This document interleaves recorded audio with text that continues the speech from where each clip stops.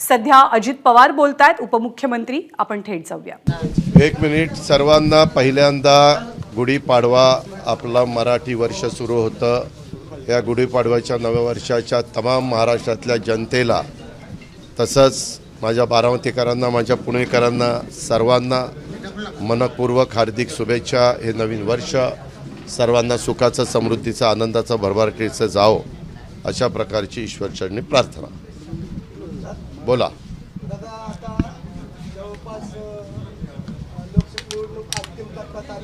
अजून अंतिम टप्प्यात आलेली नाहीये. अजून फॉर्म भरायचे. पहिल्या टप्प्यात आपली नागपूर विभाग जो आहे तिकडची निवडणूक त्या ठिकाणी सुरू झालेली आहे. ती लवकरच अंतिम टप्प्यात येईल. देशामध्ये 7 फेजमध्ये निवडणूक आहे.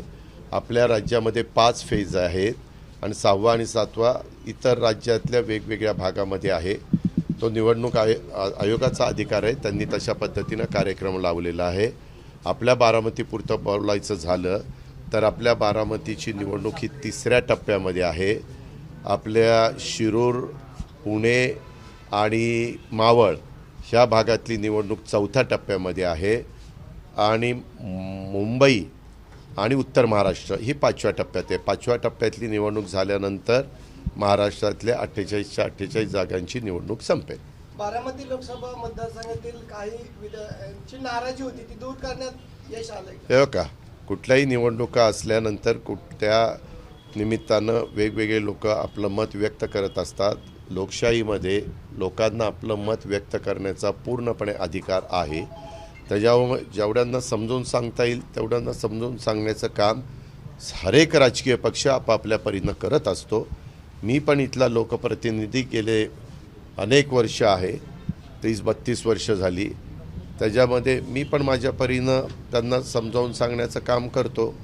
शेवटी ज्याचा त्याचा प्रश्न आहे, कुणाचं कितपत ऐकायचं तो.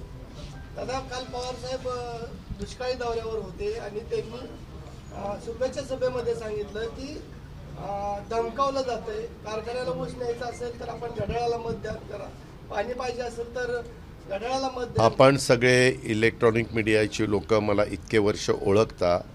अशा पद्धतीनं जर मी म्हणजे कुणी असं धमकावण्याच्या गोष्टी केल्या असत्या तर जनतेने माझ्या मागं इतका मोठ्या प्रमाणावर पाठिंबा दिलाच नसता. असं करायचं नसतं. संस्थेच्या पद्धतीनं चालवायची असते. राजकारणाच्या पद्धतीनं करायचं असतं.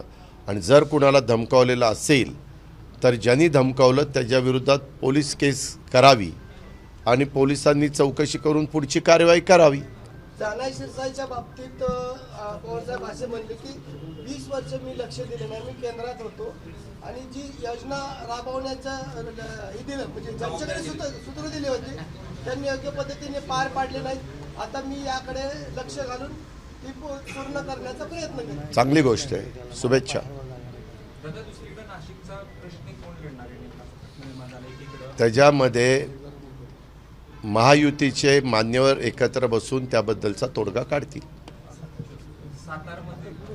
मी सांगितलं ना, महायुतीचे मान्यवर वरिष्ठ एकत्र बसतील आणि त्याबद्दलचा तोडगा काढलेला आपल्याला सगळ्यांना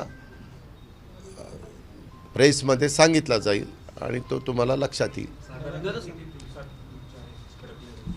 चला, आणखी काय. मुख्यमंत्री आणि 2 उपमुख्यमंत्र्यांची सभा होती, एकाच व्यासपीठावर आपण सर्वजण येतात. मधी विजयराव शिवतारे साहेबांच्या बरोबर चर्चा करत असताना त्यांनी त्यावेळेस अशा प्रकारची मागणी केलेली होती की मी ज्या मागणीच्या करता उमेदवारी अर्ज भरण्याचा विचार केलेला होता त्या मागण्या त्यांनी मुख्यमंत्री, दोन्ही उपमुख्यमंत्र्यांच्या समोर ठेवल्या आणि त्याबद्दल आम्हाला तुम्ही काय करणार आहेत त्याबद्दलची खात्री द्यावी. आणि तशा पद्धतीनं मी एक सभा आमच्या लोकांची लावतो, म्हणजे शिवसेनेची, पुरंदरवासियांची, आणि त्याला तुम्ही तिघांनी आलं पाहिजे. त्यावेळेस आम्ही त्यांना कबूल केलेलं होतं.